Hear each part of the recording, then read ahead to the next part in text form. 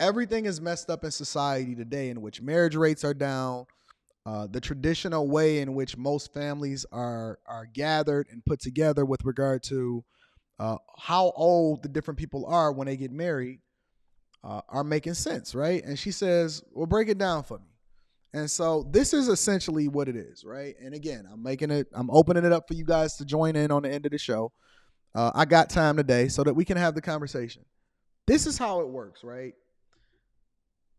For most situations, there was always a barrier to entry to what success looked like. There's always a barrier to entry to what success looks like, right? Success when it comes to being able to get a wife, have sex, have kids, success with regard to where you get hired and things like that. And traditionally, men had to measure up in order to get the woman that they wanted or to get the father to be able to agree to give his daughter over into the guy, right? You even had to, in a lot of instances, in a lot of cultures, pay. You had to pay a dowry. You had to pay a dowry, right? Because the value and what it is that we see in women is much different than the value that women see in men, right? They see provision and protection. Men see an opportunity for them to surround themselves with somebody that's feminine, peaceful, and that can bear their children, okay? That can carry on their lineage and breed a lot of different people for them to continue to work and then carry on whatever it is that they built. Cool. So here's the difference between yesteryear and today. Traditionally, younger women would talk to older men because older men were generally established and shown and proved themselves to be worthy of having a wife or multiple wives. So you would generally see an older guy be more attractive for a younger woman that were not looking to have to try to survive in this cruel world. Now, we live in a modern society. Technology has made things different. You don't have to eat what you kill. Like yesterday, I did a video on what's going on in Europe and vacations, and you got all of these protections and provisions. And we live in a socialist society largely. However, women largely understood that they were the weaker vessel. Here's the difference between yesteryear and today. Now we have a conversation and we say, well, why would a man not want a woman his age? Why would a man not want a woman his age? Well, here's the key. When you have to build with somebody, women are largely playing Russian roulette. Because they don't know, regardless of whether or not you get them or whatever like that. Reading Super Chat shortly. Thank you, Grace. If you get a guy at 18, 19, 20, right? Just getting out of high school, going into college or whatever. Just got the Similac off his breath, wet behind the ears. He may seem ambitious. Brains are not even fully developed. Women largely need father figures, and that's the whole symbolism behind passing your daughter when he walks down the aisle, and the father walks the daughter down the aisle, and it's from man to man because you got covering to covering. That's why you call it a groom. When you think about that, right, the idea is that a woman is playing Russian roulette. She's taking a chance that the man that she is going to marry at a young age, 18, 19, 20, 21, 22 years old, at some point is going to outgrow his childish ways and become a man. Most men don't even become or start to think about really becoming a man that he's supposed to be until he's closer into or well into his 30s. This is a fact. This is a fact. Most men don't really start to come into their own until they start to approach. Most, not all, start to approach or they're in their early 30s. And so a woman that gets a guy at a younger age is literally taking a chance, hoping that subconsciously this man becomes the man of her dreams. Shout out to Disney. The other side of the equation is that in yesteryear, women met the expectation, but they already met a man at the finish line and they knew exactly who he was. So today, people are marrying for love and not for purpose, which then changes the dynamics of what marriage is from a business perspective. And when given the option to choose for yourself, often at times people choose wrong. When given the option to choose for yourself, I'm giving you context behind before we even get into this video. When given the option to choose for yourself, often at times people choose wrong. And so that's why you start to see a lot more divorces. That's why you start to see people outgrow each other. That's why you start to see when people get into relationships young and then they're not compatible instead of looking at things from a business perspective. That's why you see people opening their legs before they get married, is because they have the option to do what they want to do instead of being guided by their elders and by the environment and society that is largely dictating that you need to pair together in order to be successful and even have kids or even be able to survive in this cold, cold world. Technology has made it easier for you to be able to skip steps and do the thing that's not traditional, but more or less modern. So now you have less people getting married, more people getting divorced, more people having children out of wedlock, people aligning themselves with each other based off of the fact that they are the same age, we are growing together. And then you have these conversations online where people say, well, if not, we're not building together. It's just the truth. If we're not building together, then what are you doing? So traditionally, men were already what they were going to be by the time that they decided that they wanted to get married, or by the time that they made themselves available for marriage. But then they chose somebody that they groomed, which is why you're called a bride and he's called a groom. A father was more able to easily identify the character of a man based off of the things that he's already built and he substantiated himself by, which was why it was much easier for a man to hand over his daughter's hand in marriage to a guy that was supposed to be a good guy.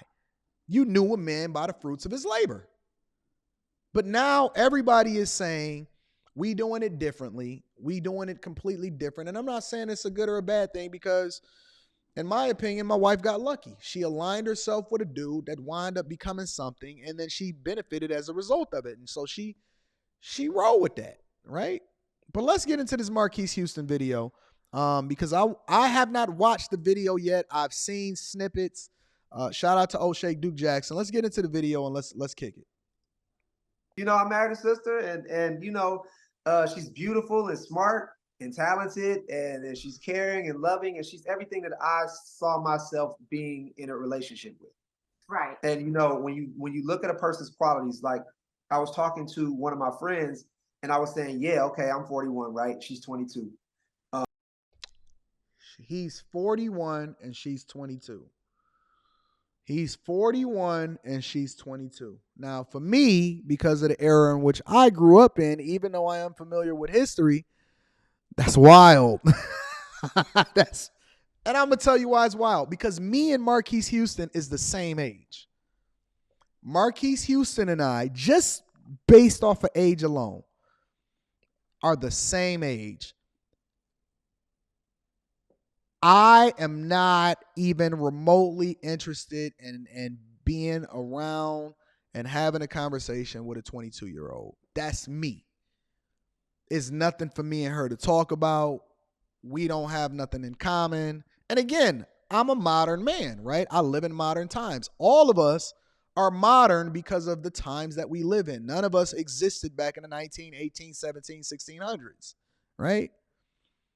I cannot, me personally, I'm not about to sit and have a conversation with a 22-year-old. Not for a long time. Not for a long, I'm not. That's just me personally. He's 41, she's 22. But again, take into consideration the context that I gave you with regard to the history behind how men and women operated. Let's continue. I could have married a 41-year-old woman, and it could have been disastrous. They could have felt like, you know, because I'll sit and talk to women, and women that are my age, and they kind of have a different outlook on life. You know, a lot of women my age are very independent, They are very like, I don't need a man to do this for me because I could do this for myself. And I come from a generation that I'm very, very, love to provide for my wife. I love to provide for my woman, and I'm very in that generation, like the old days. I would never want to be with a woman that felt like, oh, I don't need you, or I don't, you know what I'm saying, like that. So, and there's a lot of women my age. I've dated women my age, and they may have baggage, they may have kids, they may have not. It's just there's so many different women that I've dated throughout my life, and this just so happened to be the one that caught my heart. So, long story short, he's saying it's not necessarily that, because he did give his wife credit or whatever like that. I don't know who his wife is. I'm not interested in seeing who she is. I'm not interested in seeing what she looked like. That has no bearing on this conversation right now. What he's saying is more towards what the problem is in society today with modern women, with older women, versus what his preference is. Now, I'm going to make the live stream open for you guys to be able to cam up and say whatever it is that you want to say after we address this Melanie King situation, in a minute. But what he's saying is he says, listen, I don't want no independent woman. I don't want no woman that got something to say every single time that I walk through the door that's not peaceable. I don't want to deal with a woman that already have kids from a previous relationship because I'm not looking to be a stepfather. I'm not looking to deal with a woman that got her neck on a chicken string. I'm not looking to deal with a woman that want to bring resources into the household and then have something to say every single time I say something. He said my chick got a good attitude. She got a good head on her shoulders. She's very much a reflection of the thing that the women of yesteryears used to be like, and that's what he rolling with. Now, I don't know when he started talking to her. I don't know the history of Marques Houston. The only thing that I'm really familiar with Marques Houston is what was that group that they was in? Immature, and that song that he did that was fire. We be up in the with Joe Budden. We be up in the club. Uh-oh. Bing, bing, bing, boom, bing, bing, bing, boom, bing, bing, boom. Uh-oh. Didn't R. Kelly write that song? Yeah, R. Kelly wrote this. This is getting worse and worse. Anyways, outside of that conversation, the point that I'm making is that he's saying that I'm not looking to deal with no modern woman. Flat out. So what was your red flags like when you like dating through all through how I know you probably met like some of the most beautiful women in the world. What was some like red flags like, nope, you're out. Nope, like a red flag is like, I'm done. Next. Red flag for me always if a woman had a kid. Nothing against. Talk to him. Listen. I love you guys. I appreciate you. You know that I rock with people that got good character. But me personally, if I was single today, if you have a child already, I would never, ever even consider you. If you have a child already, he said it right off the bat. He didn't even stutter. He said, oh, listen, first red flag for me is a woman with kids. I know y'all think y'all just as valuable as women that don't have kids, but I'm trying to tell you that is a bad deal for any man. Respect to the men that go out and marry a woman that already got kids. I don't care what you say. Me personally, I would not, and I would never advise another man. I would never advise another man to go and take care of another man's kids. God bless you, ladies, if you're able to get one. And I'm not stopping you. You can do whatever it is that you want to do, but I would never advise a man to go and talk to a woman that already has kids. That is not my fight. God has not has not put that on my heart as a blessing. That's just me personally. It's single women, single mothers with children. I respect them. I love them. I feel like that's one of the toughest jobs, to raise a child and to also raise a child by yourself and to be a woman. 100% tip my hat, respect to the women that are raising children on their own. But just with me, for when I grew up, I never really wanted kids. And he just like me. When I grew up, I never even wanted kids either. I never wanted kids either.